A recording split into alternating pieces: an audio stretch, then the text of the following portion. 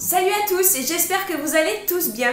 Aujourd'hui le sujet de la vidéo ça va être se faire plaisir à la maison à petit prix. Ça va être des choses qu'on peut retrouver dans certains restaurants mais qui coûtent forcément beaucoup plus cher parce que dans les restaurants on ne paye pas que la matière première, on paye aussi le service, l'entretien, etc., etc.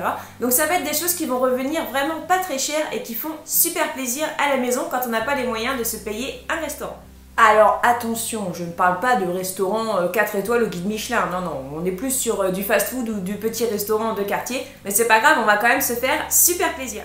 Si vous le souhaitez, vous pouvez me suivre sur les réseaux sociaux, sur Facebook et sur Instagram. Tous les liens sont en barre de description. En ce moment et jusqu'au 6 août, sur Facebook, il y a un concours pour gagner un caddie de course. C'est en partenariat avec la page Les Radinautes. Donc je vous invite à la suivre sur Facebook et à me suivre sur Facebook pour en savoir plus. Et à la fin de la vidéo, je vous mettrai un petit aperçu de ce que j'ai acheté en course. Je suis retournée faire des courses, même si je vis de ce que j'ai dans mes placards. Il me manquait une paire de choses et j'ai acheté aussi des autres petites choses à côté qui me tentaient bien. Donc pour voir ça, ce sera à la fin de la vidéo. Eh, ça y est, t'as fini de parler? Quoi?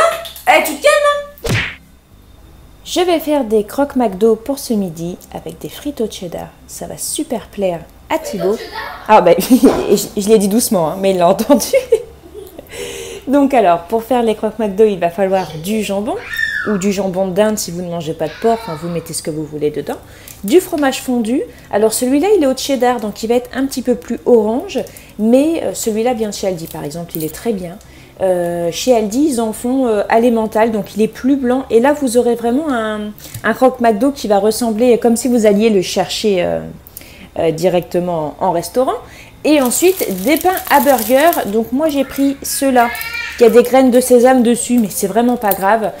Sinon après il existe des pains hamburgers sans graines de sésame mais ils sont beaucoup plus chers en fait. Donc du coup j'ai pris ceux-là pour cette fois et je vais vous montrer comment on fait. Vous allez voir c'est vraiment tout simple. En fait tout simplement vous retournez les pains burger, c'est-à-dire que quand vous faites un burger vous garnissez ici et vous mettez comme ça. Mais là en fait ça va être l'inverse. On va garnir comme ça et on remet par-dessus.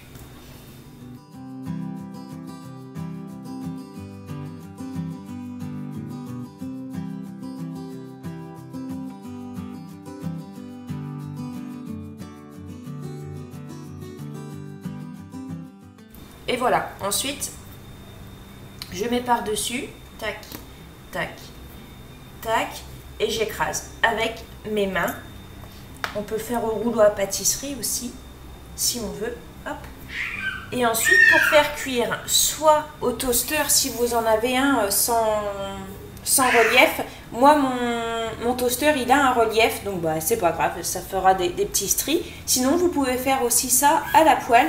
Vous mettez un fond d'huile dedans, de l'huile en space, même encore mieux, comme ça il y en a partout et il n'y a pas de gros apport de matière grasse. Et vous faites cuire à la poêle. Donc il y a plein de façons de le faire.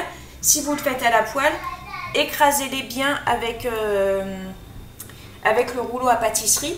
Parce que, bon, nous, avec le grill, avec la presse, ça va aller, ça va les écraser. Mais à la poêle, ça ne va pas écraser. Donc voilà, ça donne ça. Et en le faisant au grill ou au toaster, c'est exactement comme ça qu'ils font dans ce restaurant-là, au McDo. Sauf que eux, ils utilisent des pains sans graines de sésame, mais avec des graines de sésame, ça ne dérange pas, au contraire, ça donne du goût. Pour faire fondre le cheddar, je vais le faire au bain-marie, ça sera beaucoup moins risqué que de le faire fondre directement à la casserole. Moi, en général, il m'arrive des dégâts, donc je voudrais éviter de gaspiller. Donc pour faire fondre le cheddar, ce sera au bain-marie.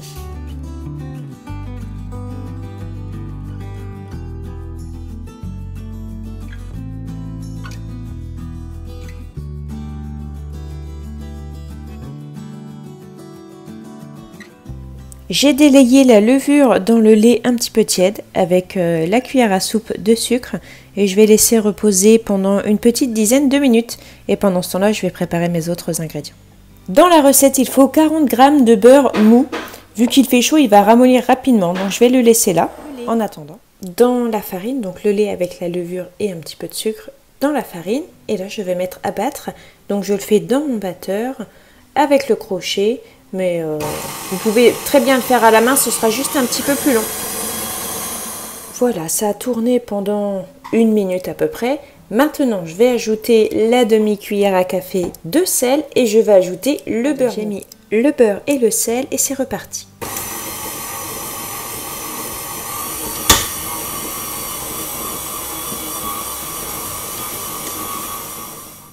Et voilà, le pétrissage est terminé. Alors j'ai fait une boule avec la pâte. Je vais la laisser reposer pendant une petite demi-heure, pas plus parce qu'il fait chaud et ça va lever très très vite. Donc je vais laisser reposer pendant une petite demi-heure. Ensuite, je vais l'étaler et je vais détailler la pâte et je laisserai pousser. Et voilà, la pâte a bien doublé de volume. Donc maintenant, je vais l'étaler et je vais la détailler.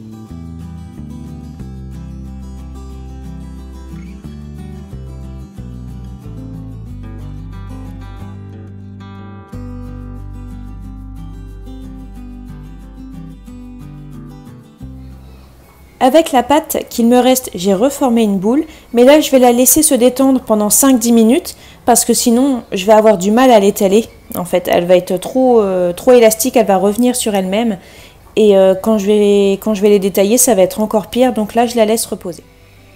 J'ai mis ma poêle à chauffer, alors il faut mettre dans une poêle sans huile, sans matière grasse en fait, et il ne faut pas que la poêle soit trop chaude parce que sinon ça va cramer instantanément. Donc moi j'ai une plaque à induction qui va jusque 9 et je mets ma plaque à 6. 6 ou 7 ça va dépendre, mais 6 c'est bien. J'ai préparé de l'eau parce que je vais mettre quelques gouttes d'eau en fait au fur et à mesure pour faire un peu une cuisson de vapeur. Je trouve que c'est plus moelleux. J'ai préparé aussi mon couvercle pour mettre par-dessus pour économiser un petit peu de la chaleur. Et du coup j'ai préparé aussi mon assiette pour mettre les muffins une fois que c'est cuit. Et puis j'ai ma spatule. Donc là tout est prêt, j'ai plus à attendre que ça chauffe. Et puis je vais mettre dessus.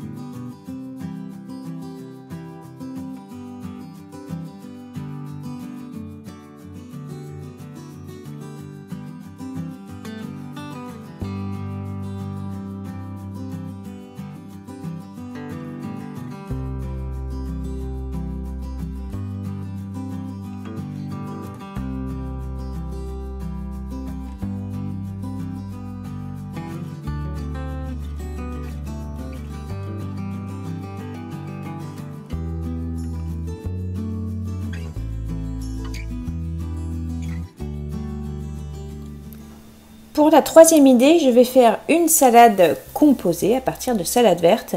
Alors c'est vrai que les salades au resto c'est génial, hein. Des fois c'est vraiment pas mal, elles sont vraiment très gourmandes, mais elles sont super chères et franchement une salade c'est vraiment pas ce qui revient le plus cher. Donc je vais faire une salade également, donc une petite salade composée. Voilà pour le moment ce que ça donne, donc ça fait un peu une salade d'inspiration grecque. J'ai mis un petit peu d'oignon rouge de mon jardin et ensuite j'ai acheté ça il y a quelques temps chez Aldi. Donc ce sont des cubes de fromage à la méditerranéenne, il y a des olives dedans, il y a un petit peu de condiments, donc j'ai mis un petit peu de tout pour que ça fasse joli. Et puis j'ai regardé un petit peu sur internet pour la salade grecque et ils mettent des poivrons aussi, des concombres, du citron. Donc j'ai tout ce qu'il faut à la maison, donc du coup c'est ce que je vais faire parce que c'est important de cuisiner. Pour faire des économies, c'est important de cuisiner avec ce que vous avez. S'il vous manque juste un seul ingrédient et que vous ne vous en servez pas d'habitude, je pense que c'est peut-être pas la peine d'aller l'acheter parce que ça va vous faire dépenser pour une chose qui va vous servir qu'une seule fois. Après, s'il ne vous en reste pas, pourquoi pas, mais s'il vous reste quelque chose sur le dos que vous n'allez pas vous servir, c'est un peu compliqué parce que ça fait une dépense un peu inutile et ça fera du gaspillage aussi. Donc, s'il y a des ingrédients dans une recette qui sont notés et que vous n'avez pas, n'hésitez pas à faire sans. Et pareil, n'hésitez pas à rajouter des ingrédients que vous avez déjà. Si vous êtes sûr que ça se mariera bien, il ne faut pas hésiter. Ça fera une salade, une belle salade bien complète, d'ailleurs que ce soit une salade ou autre chose. Voilà, je vais mettre un petit peu de poivron. Ça aurait été bien que le poivron soit rouge, mais bon, pour l'instant, les poivrons ne sont pas encore du tout rouges au jardin. Ils sont juste verts. Mais bon, c'est déjà ça. Et j'ai vu aussi qu'il parlait de concombre. Donc, je vais mettre des petits cubes de concombre. Ça va être une salade super fraîche. Ça va être trop bien. Hop, Voilà. Est-ce que je mettrais pas un peu de maïs? Si, ça ajoutera un petit peu de couleur parce que ça fait beaucoup de vert quand même. Hein. Et voilà, la première salade est prête. Je vais la mettre au frigo et je ne vais pas l'assaisonner tout de suite parce que sinon ça risque de cuire la salade. Et puis j'ai trouvé une tomate cerise dans mon jardin, du coup je l'ai mise. Et finalement j'ai ajouté des crevettes sur la salade puisque il reste un petit peu. J'avais acheté une couronne de crevettes comme ça pour l'apéritif, ça les enfants adorent ça. Et je me suis dit tiens je vais en chipper quelques-unes pour les mettre dans la salade parce que sinon c'est vrai que ça va faire super léger. Donc voilà, donc celle-ci, elle est fin prête, il n'y a plus qu'à manger.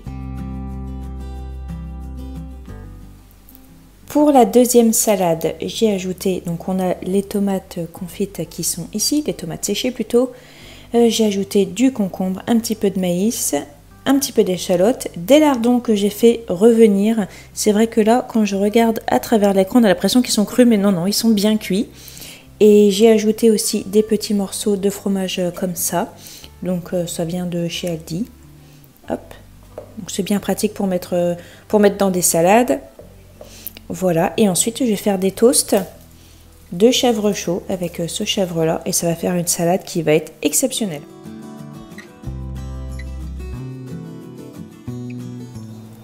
J'ai coupé les muffins en deux. Et je vais les passer un petit peu au grille-pain. Mais avant, je vais faire cuire des œufs au plat, puisque dans les muffins, en fait, je vais ajouter une tranche de fromage fondu, une tranche de jambon. On peut le faire aussi avec du bacon, mais moi, j'en ai pas. Donc, je vais mettre une tranche de fromage, une tranche de jambon et un œuf sur le plat que je vais essayer de détailler le plus possible pour que ça dépasse pas de trop. Et avec le pain qui sera un peu grillé et un peu chaud, il n'y aura pas besoin de faire réchauffer. Par contre, il faudra le manger tout de suite.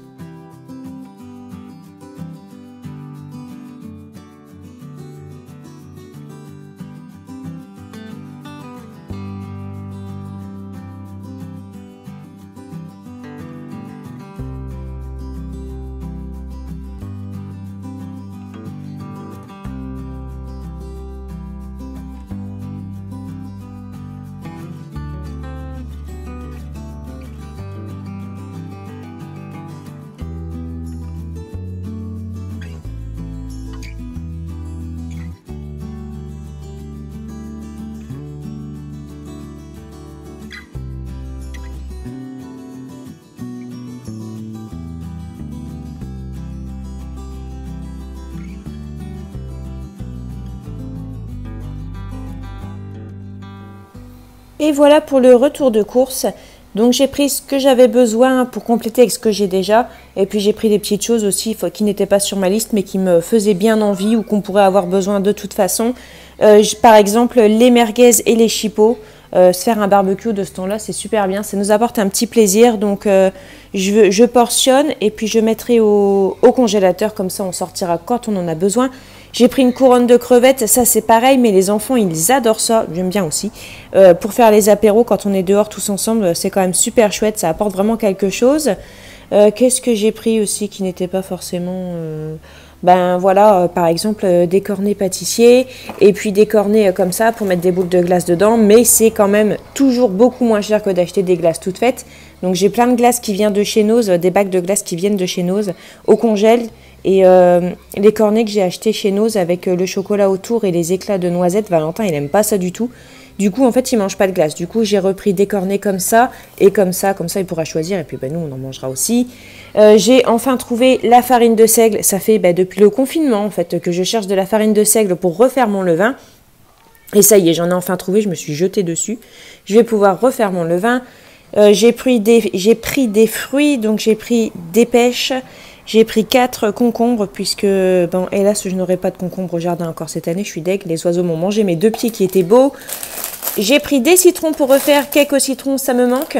J'ai pris des pommes pour faire des tartes aux pommes. C'est d'ailleurs pour ça que j'ai pris 2 pâtes feuilletées. J'ai pris de la croustipâte pour changer un peu parce que c'était une habitude que j'avais avant. Je prenais que de la croustipâte. Et franchement, je la trouve vraiment meilleure que les autres. C'est pas le même prix, mais je la trouve meilleure. Et puis, bon, les yaourts nature. Comme d'habitude, en fait ils sont pas chers ces yaourts là et ça vaut pas le coup de les faire moi-même en fait. Voilà, donc du coup je les achète tout fait. J'ai pris des perles de lait à la noix de coco parce que moi tout ce qui est yaourt à la noix de coco c'est vraiment mon petit plaisir. Et en ce moment j'aime bien manger un yaourt en collation le matin ou l'après-midi. Parce que comme j'ai dit dans la dernière vidéo, j'ai des vertiges en ce moment. Mais je ne sais pas d'où ça vient. Et c'est vrai que quand je mange quelque chose, ça passe. Même si j'ai déjeuné le matin, je peux me retrouver avec des vertiges dans la matinée. Donc bon, bah, en mangeant un yaourt, ça passe.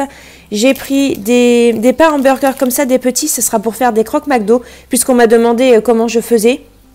Donc j'en referai pour vous montrer ce que ça donne. Et puis voilà, j'ai pris l'huile de pépins de raisin que j'avais besoin. Et puis voilà, je vais ranger tout ça du coup. Et voilà, c'est tout pour cette vidéo. J'espère que ça vous aura plu. J'ai encore une dernière petite annonce à faire. C'était juste pour vous dire qu'on était plus de 19 000 sur ma chaîne actuellement. Je suis vraiment super contente. Je vous remercie d'être toujours aussi nombreux sur ma chaîne. Je vous souhaite de passer une bonne journée. Prenez bien soin de vous et on se retrouve très bientôt.